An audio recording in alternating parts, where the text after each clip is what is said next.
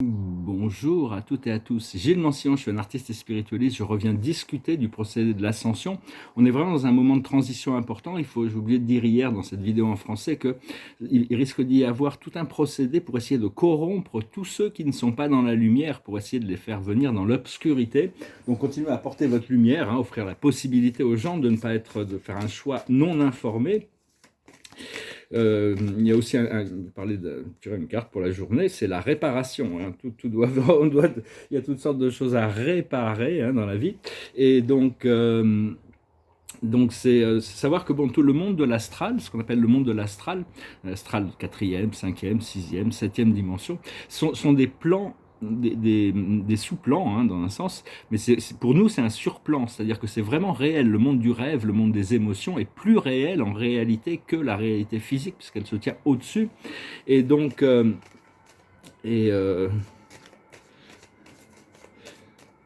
donc voilà, je voulais juste, prenez les informations que vous recevez des rêves assez sérieusement. Alors il y a Madame Marie qui a fait le tour de la galaxie, c'est un maître ascensionné qui est purement qualifié de tenir l'épée pour le jugement actuellement. Elle a fait le tour de la galaxie pour engager des flottes tout entières. On les remercie de venir assister à ce procédé. Savoir que tous les maîtres ascensionnés sont contactables sur Terre. En réalité, ils vivent dans une autre dimension, mais ils ont un point d'ancrage qu'ils ont choisi pour ancrer leur énergie par rapport à certains endroits, comme le Bouddha, ça serait à Wessac, Saint-Germain, ça serait au Mont Shasta, l'Archange Michael, le Mont Saint-Michel quand même est assez puissant pour ça, le Serapis Bay à Luxor. Il y a toutes sortes mais les écoles de mystère ont été fermées, elles vont bientôt réouvrir, parce qu'avant, quand quelqu'un était prêt pour l'ascension, on l'enlevait du monde, on l'emmenait dans les écoles de mystère et finissait son travail dans ces écoles où il était bien quand même encadré. Mais elles ont toutes fermé, dans l'Himalaya, partout, parce qu'on a besoin que tous les travailleurs de lumière, même si c'est plus difficile, soient dans le monde. C'est vraiment la nécessité actuelle. Et donc quand on visite des endroits sacrés comme ça, des endroits, il y en a plein sur Terre, il y a des présences invisibles, c'est juste ne pas avoir d'idées préconçues, rester ouvert, rester saluer les divinités en présence, et voyez qui vient, ou qu'est-ce qui se passe, voilà. Et je vous disais, il y a un vieux proverbe chinois qui disait, celui qui rend les autres coupables des problèmes est très loin d'aboutir. Celui qui se rend coupable des problèmes est à moitié arrivé à mi-chemin. Celui qui ne rend coupable personne est déjà arrivé. Donc déjà, c'est un bon signe quand on peut lâcher prise sur toutes ces illusions qui nous séparent. La plus haute sagesse, c'est l'élévation. Ce qu'il faut comprendre, c'est l'accomplissement. L'accomplissement. Ce qu'il faut faire, c'est la solution. On a déjà la solution. Et l'aboutissant, ça va être l'enthousiasme. Donc voilà, on va pouvoir commencer à avoir beaucoup plus d'accès à notre âme, notre groupe d'âme, notre monade, nos guides, qui va nous donner accès à l'esprit cosmique qui sait tout, qui est tout et qui sait tout. Originellement, cette planète était une planète de la 12e dimension, elle a pour raison de dégraisser. Au départ, c'était une planète paradisiaque où les êtres vivaient dans un paradis, sans avoir besoin de faire face à la survie ou ces choses-là.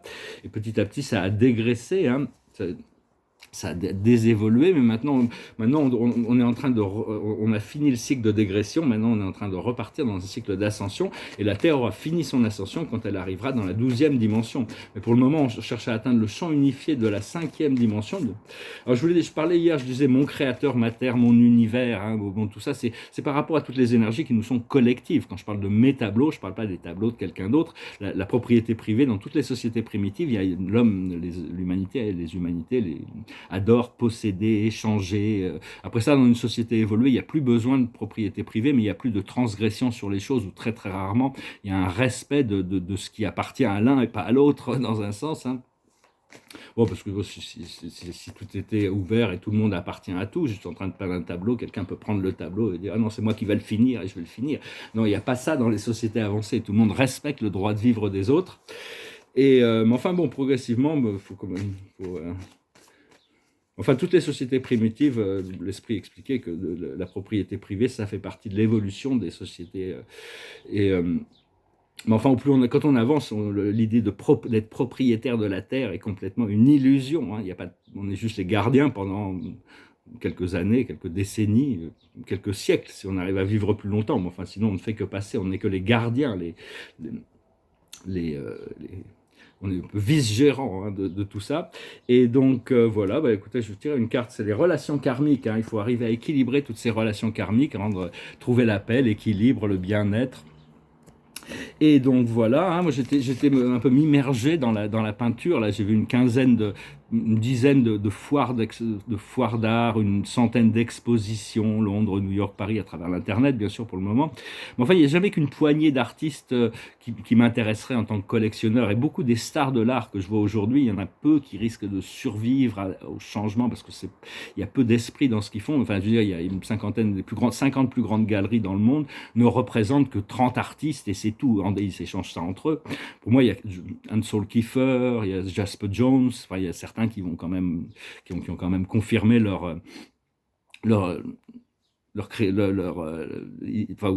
personnellement, après ça, chacun, vraiment, c'est des goûts. Il faut vraiment pas acheter de l'art contemporain pour investir, ça, c'est pas une bonne idée. Enfin, si on achète 10 tableaux de 10 artistes contemporains, il y en a peut-être un dans 10 ans qui vaudra une fortune dans 5 ans. Mais peut-être que les autres, si vous voulez investir dans l'art, achetez des valeurs sûres, vaut mieux un bon dessin qu'un mauvais tableau, vaut mieux une bonne litho qu'un mauvais dessin, mais enfin, entre 1870 et 1970, il y a tout l'art moderne, on peut pas, c'est pas pour les investissements. Cela dit, il faut toujours acheter ce que l'on aime, de toute manière. Et je m'aperçois que j'ai vraiment une place avec mon art qui va vraiment... Personne ne propose... Ça n'a jamais été proposé, ce que j'ai dans l'art.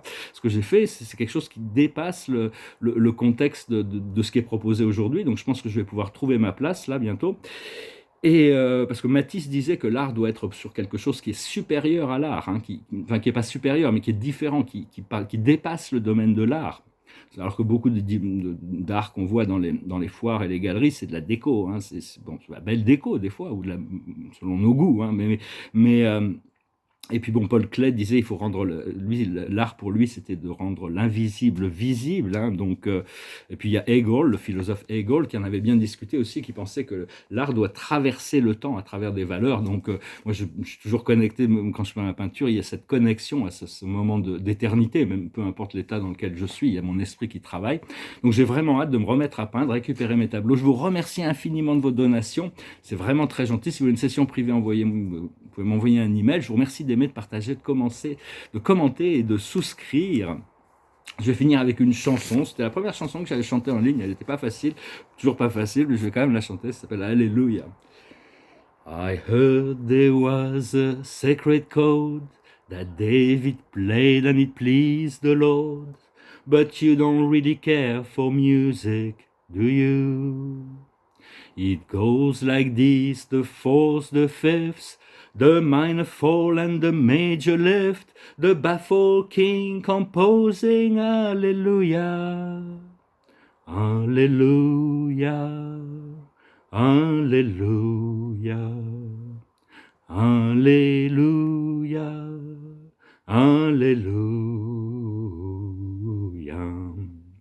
Your faith was strong, but you needed proof. You saw her bathing on the roof, her beauty in the moonlight over through you. She tied you to a kitchen chair, she broke your throne and she cut your hair, and from your lips she drew the Alleluia. Alleluia, Alleluia, Alleluia, Alleluia. Well, maybe I've been here before. I've seen this room and I walk this floor. I used to live alone before I knew you. And I've seen your flag on the marble arch. And love is not some victory march. It's a cold and it's a broken Alleluia. Alleluia. Alleluia. Alleluia. Alleluia. There was a time when you let me know what's really going on below, but now you never show it to me, do you? But remember when I moved in you, and the holy dove was moving too, and every breath we drew was Alleluia. Alleluia. Alleluia. Alleluia. Alleluia. Maybe there's a God above, but all I've ever learned from love was how to shoot somebody who outdrew you. And it's not a cry that you hear at night, it's not somebody who's seen the light, it's a cold and it's a broken Alleluia. Alleluia. Alleluia. Alleluia. Alléluia.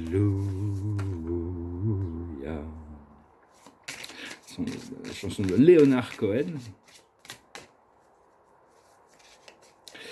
Donc voilà, on va tirer une dernière carte pour voir de manière que la magie s'opère. Voilà, exactement, le magicien, c'est exactement, je pensais à lui.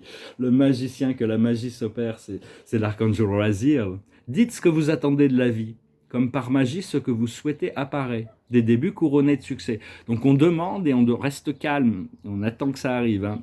Enfin, on fait ce qu'on a à faire aussi. Voilà, je vous souhaite une excellente journée, un excellent dimanche. Je vous dis à bientôt. Adonai.